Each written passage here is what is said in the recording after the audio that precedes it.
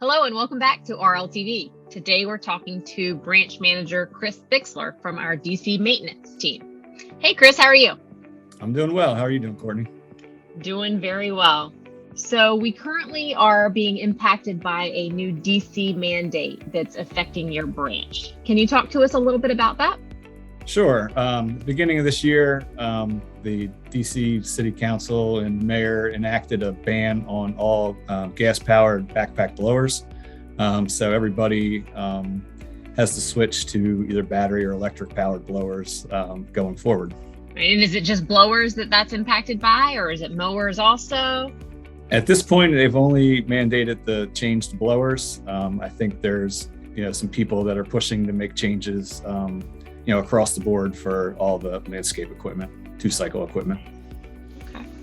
And what are we doing as a branch to adjust and adapt to this new mandate? So the first need was we quickly realized the amount of power is going to take to charge all the batteries. So we did in the process of doing a facility upgrade in the shop to charge the 104 batteries that we have for our 29 blowers. So that's the first big change. But then just, how are we managing having 4 batteries for each blower? Where do we store them? How do we make sure they're getting charged overnight and they're ready to go for the crews when they come in the morning? So a little bit change of operationally, a little bit of infrastructure change, and then obviously the blowers themselves. How long have we been using those battery powered blowers in DC? And are there any other kinds of battery operated equipment that we also use?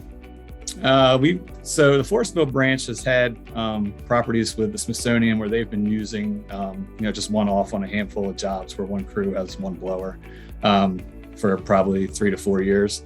But this is, impacts all companies, porters for, property management companies, people doing blowing for, street line painting, all of that stuff. So it's not just the landscape industry that's being impacted by it. We've demoed different equipment probably over the last 2 years. We've been trying different things, knowing that this is coming, and we made the switch just right at the end of last year. So, what do you see as the pros and the cons of using that battery equipment? The pros, it's definitely quieter, and that was the driving force behind the ban. It's a more high pitched but much lower decibel level noise.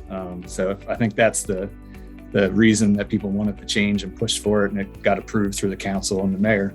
But it's from a steward of the environment, which is one of our things that we're trying to do in our mission statement, and it's less impact on the carbon footprint from using the 2-cycle equipment. I think from that standpoint, we're doing better on protecting the earth and the environment.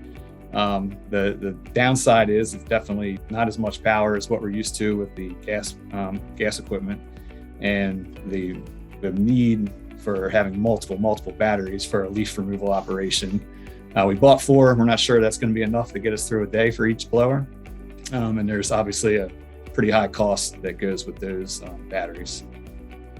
Well, Chris, if nothing else, at least we're taking care of the environment. Thanks for telling us a little bit more about that today. My pleasure. Thanks for having me. And thanks for joining RLTV. We'll see you next time.